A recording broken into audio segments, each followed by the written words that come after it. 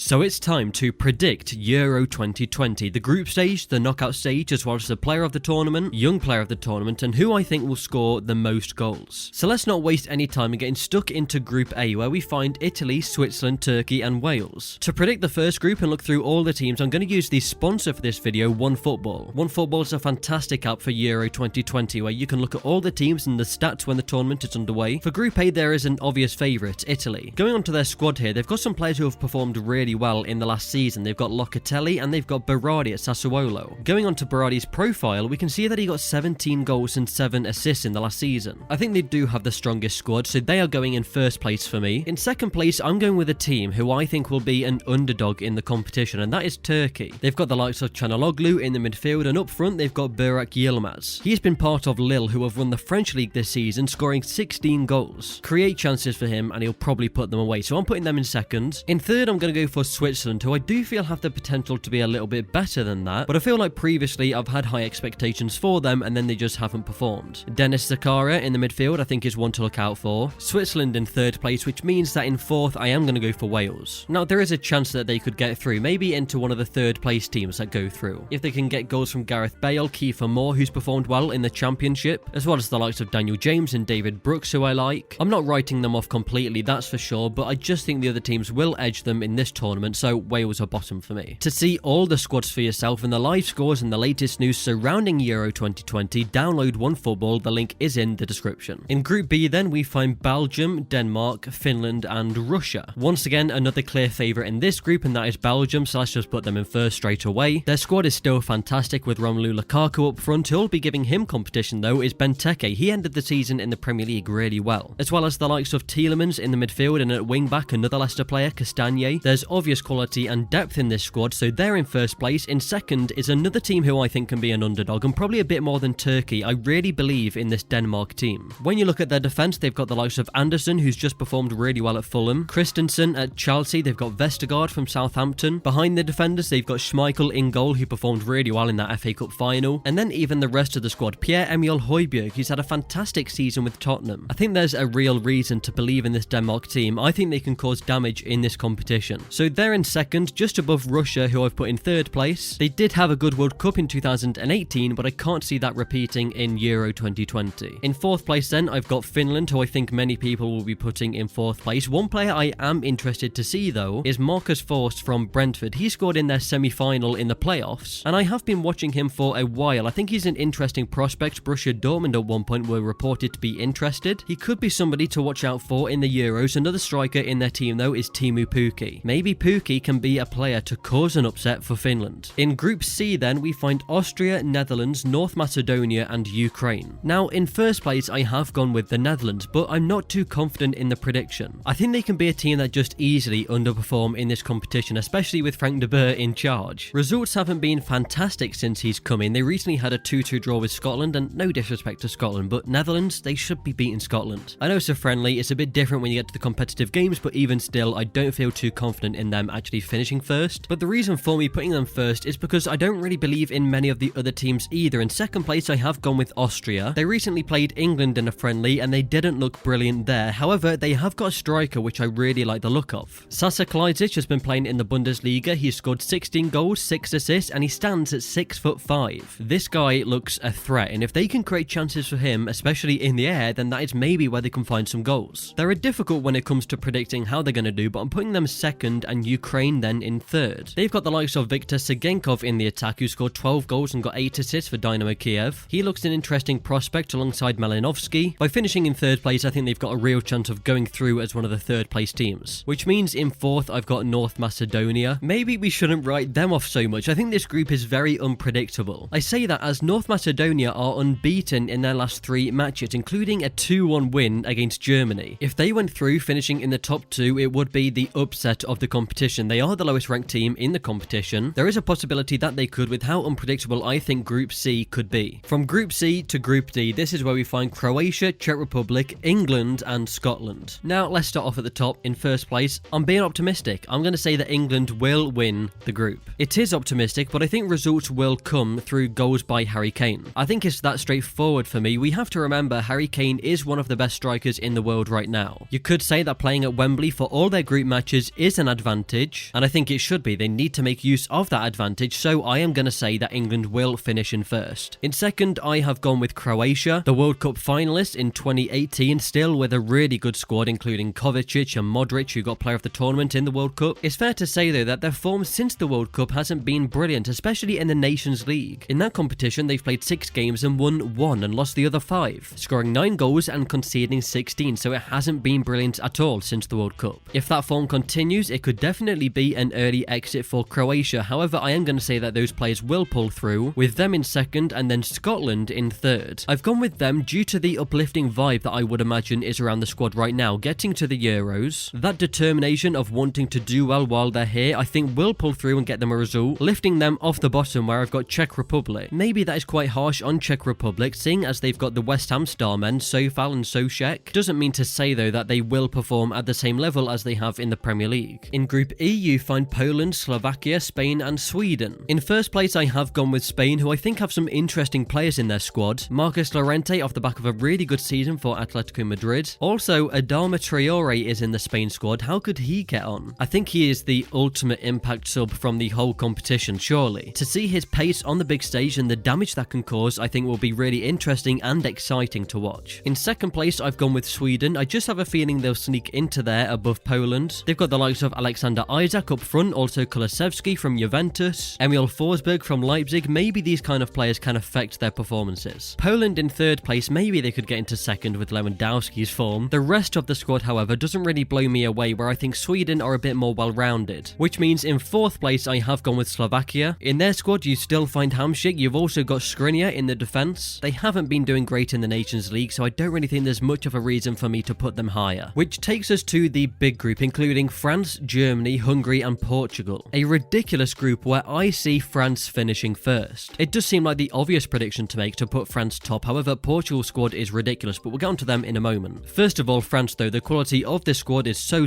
good. They've got Griezmann, who always performs for France. Benzema is in the squad, Kylian Mbappe, Pogba in the midfield, Koundé, Varane, Pavard in the defence and also in the midfield, and N'Golo Kante. You can't say much more than that really, a world-class midfielder with a lot of other good players around him. That's why I'm putting them in first place, but it will be a tough battle with Portugal. Their squad isn't just all about Cristiano Ronaldo, although he's a big part. They've also got the likes of Bruno Fernandes at Manchester United, Diogo Jota at Liverpool, who performs really well for Portugal, Man City's Cancelo and player of the season Ruben Dias in the defence, and also the young player of the tournament back in 2016, Renato Sanchez. A really good squad. As I say, I think it's going to be a tough battle for the first place, but I think Portugal will just finish in second. In third place then, I have gone with Germany. Germany's squad is starting to look a little bit better. France and Portugal are on a different level, but Germany have still got a good bunch of players. My only concern is if they become reliant on Timo Werner to score the goals for the team. I don't think they will, though. They've still got the likes of Havertz, Muller, Gnabry, brilliant midfielders in Goretzka, Gundogan, Kroos, an interesting prospect in Florian Neuhaus. Although their form hasn't been brilliant, like we said earlier, North Macedonia won 2-1 against Germany. Since that, they've drawn 1-1 with Denmark. Maybe I would have them fourth if it wasn't for Hungary missing out on Dominik Szoboszlai. So I have gone with Hungary in fourth, but it maybe could have been a different story if Dominik Szoboszlai was fit. It's very unfortunate for him that he's now got this injury. He would have been a really exciting player in this tournament. However, without him, I think they are going to struggle in a really tough group. Which leads us to picking 4 teams out of the best third place teams. So on screen you can see the teams that I predicted to finish in third place, and out of these I'm going to pick Switzerland, Ukraine, Poland and Germany. That leads us to the knockout stage, the round of 16. We're going to go through this a bit quicker. We don't really need to speak about each team now, simply just how these teams will match up and who I think will win. The first game then, Belgium against Poland. I think it's fairly straightforward. Belgium will win this match. Italy against Austria. I think Italy's quality will show through in this match and they will beat Austria. France against Switzerland, one of the easier predictions we'll make in this list. France will go through. Croatia against Sweden. Even with Croatia's poor form recently, I think they should be beating this Sweden side. Spain against Ukraine in the round of 16. I think it's going to be a better tournament for Spain, and I'm going to say that they will win this match. England against Portugal. I can't believe that this could potentially be a round of 16 tie. We can maybe spend a little longer on this one as it's such a big game. Here is the thing for England. If they finish first in their group, then they play the team that finished second in Group F. That could mean Portugal, France, Germany, maybe Hungary. As I predicted, I think England will win their group, so the round of 16 match is probably the most important out of the whole competition. But England's quality will shine. Harry Kane's goal scoring, the creativity from Jack Grealish, the leadership and pressing from Mason Mount. Also, another thing, a big big factor to this match is that it would be played at Wembley Stadium in front of the English fans. I think that plays a big part into this prediction for me. It's a tough one, but I'm backing England and they're going through to the quarterfinals. Netherlands against Germany is an interesting matchup because there's two teams that I don't really rate in this competition. You know, they're big countries with good players and great histories. They're two sides that could easily slip up. However, Germany I think will win. Turkey against Denmark is a really interesting prediction. As I said in the group stage, these are two sides that I think are the underdogs in Euro 2020. So to have them playing against each other is a really hard prediction to make. However, I think Denmark would win this match. Leading us to the quarterfinals of the competition, where first of all we find Belgium against Italy. Two really good sides, and this would make for a really good match. I don't think there would be too many goals in this game. I could imagine it would be really cagey and quite defensive, but I think Belgium would maybe just edge it 1-0. I'm going for a Belgium win. France against Croatia. It's a run back of the World Cup final in 2018. This time though in the quarterfinals of Euro 2020, and will it be the same outcome? Will it be a France win? I think it will. Spain against England, a really interesting quarterfinal. If this was to happen, it would be the first match that England would play away from Wembley Stadium. That could maybe play a part in this tie. However, I am definitely more confident that they would beat Spain than Portugal. Will that happen though? Spain are a good team with a defense that looks good on paper. I'm finding it really hard to say that England won't win, so I'm going to say that England will win. I'm believing. I think the hurt of the World Cup semi-final will come through. Let's move on before I think about it too much more. The other quarterfinal is Germany against Denmark. I keep on saying Denmark are an underdog in this competition for me, so I think they will beat this Germany side. I think, to be fair, I've been quite kind to Germany to say that they will get through to the quarterfinal in the first place. It means that we then find a semi-final of Belgium against France. Although I think Belgium's squad is really good, I think France is just that bit better. A lot of people saw them as favourites for the World Cup, and a lot of people are seeing them as favourites for the Euros. I think they're going to show that quality once again. The other semi-final is England against Denmark. Now, you can argue with the other predictions that I've made, England beating Portugal, England beating Spain, but I think you can agree with me that England would beat Denmark if they got to this stage. But looking back at that Portugal game in the round of 16, it's the reason why I say that would be the most important match for England. If you beat Portugal, which I think is a really tough ask, then after that you've got Spain and Denmark, who I'd be much more confident in England beating. That's why I think it is the most important match, as England would beat Denmark in the semi-final, and that's what I'm going to say. I'm looking at the semi-final and I just think it's just not going to happen though, is it? But I've got France against England. The thing you'd have to look at here is that the final is at Wembley Stadium. England at Wembley Stadium. I think that would play a huge part in this final, but would France's quality override all of that? It's a tough prediction to make, but I think I would say that France win the final and they win Euro 2020. They are my favourites. I think whoever they come up against in the final, I would always predict France to win, which takes us to the player awards. Let's start with the top goal scorer. Now, I'm going to go based off what I've just predicted in the bracket. I'd have to say with them getting to the final with what happened in the World Cup in 2018, I think Harry Kane would get the top goal scorer. If England were to get that far, a massive part of it would be the goals scored by Harry Kane. So that's who I'm going with there. The best player, well, I think is going to come from the team that they would face in the final. And I think it would be the player that recently lifted the Champions League trophy. I'm going to go for N'Golo Kante. I can just see it now. Off the back of the performance in the Champions League final, I think that could easily continue into this tournament. Modric got player of the tournament in the World Cup, so I think another midfielder would get the player of the tournament for the Euros if France were to win. For the young player of the tournament, well, if this player makes an appearance in Euro 2020, which he definitely will, then he will be the youngest player to ever appear in the tournament, and that will be Jude Bellingham. Renato Sanchez won this award in 2016. He's currently the youngest player to ever appear in a final. The youngest player to ever appear in the tournament is Jethro Willems. Jude Bellingham would come straight in at 17 years old and break that record. Give me your winner, top goal scorer, player of the tournament, and young player of the tournament in the comments. Like the video if you did enjoy, and don't miss out on the future Euro content we've got coming out. Subscribe to Route 1.